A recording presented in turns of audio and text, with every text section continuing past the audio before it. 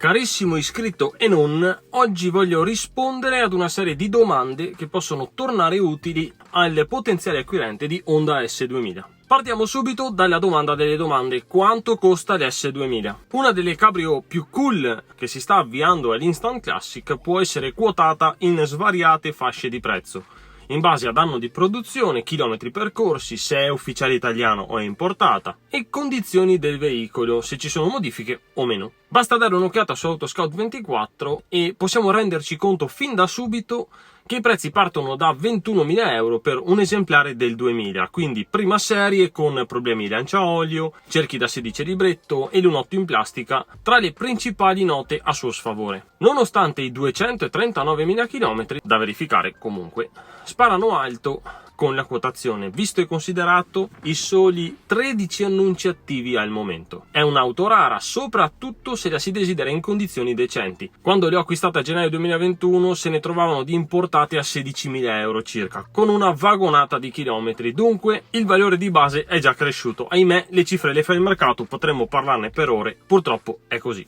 Scorrendo i vari annunci troviamo un'altra prima serie con 80.000 km, sempre da verificare, mi raccomando, a 29, stiamo già salendo non di poco, oppure questa a 32 con qualche chilometro all'attivo, ma già ad occhio si intravedono modifiche, potrebbe essere stata tenuta bene, fino all'annuncio più caro con una prima serie del 1999 con 37.200 km per 49.500 euro.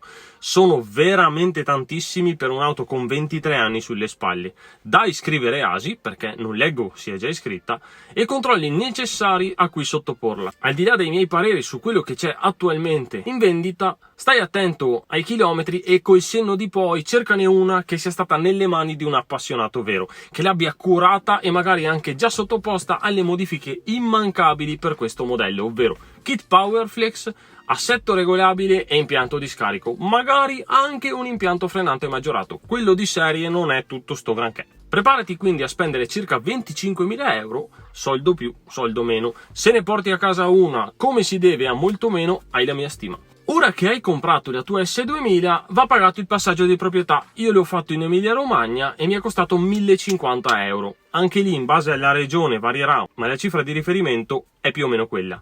Maledetto Stato italiano, ignorante e ladro. Se hai il bollo pagato e non è iscritta a ASI, se lo è il costo è dimezzato, il costo annuo è in Veneto pari a 640 euro. Al 20° anno d'età si potrà certificarne il valore storico e risparmiare qualcosa. Fino ad allora sono altri soldi buttati al vento nel nostro caro bel paese. Come copertura assicurativa a me intestata spendo in prima classe 410 euro all'anno, non potendo attivare opzioni aggiuntive oltre l'RC. L'auto è vecchiotta e finché non sarà ASI non posso avere di più. Adesso che hai tutto in regola e sei pronto a scorazzare con il vento tra i capelli ed il suono del 2000 VTEC che ti culla dolcemente, c'è da fare tagliando anno. Se giri poco ed è tutto regolare, anche un anno e mezzo. Sembra un po' come giocare a Monopoli, dove ne capita sempre una, ma i costi ci sono e vanno sostenuti. Un tagliandone completo di tutto, dalle candele agli additivi per pulire propulsore ed impianto di raffreddamento, olio motore, cambio differenziale, eccetera eccetera, costa circa 500 euro in un'officina di fiducia. La mia ha sostenuto il tagliando prima di venire a casa con me e quando RS Tuning ci ha messo mano si è scoperto che non era stata fatta una mazza, dunque vedi tu dove andare, ma a me i service ufficiali non mi vedono più.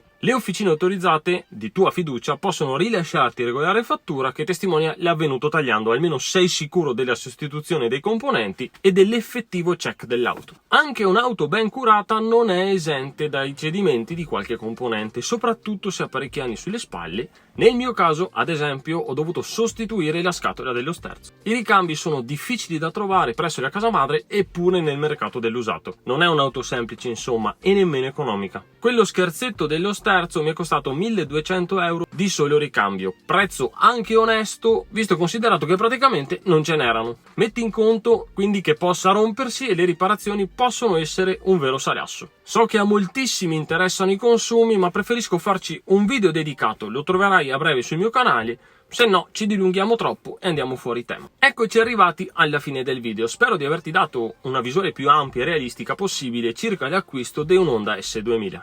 È un'auto bellissima, molto particolare, agile e sufficientemente potente. Ha un sound della Madonna, un arco di coppia infinito e un design che non invecchia mai. Aggiungici la possibilità di aprire e chiudere la cappota elettrica in pochi secondi ed hai tutto ciò che puoi desiderare da una sportiva. Non conosco un singolo proprietario, e ne conosco parecchi, che la darebbe via, e se proprio dovesse la porterebbe nel cuore per sempre. Non è un'esagerazione, l'S2000 è davvero unica.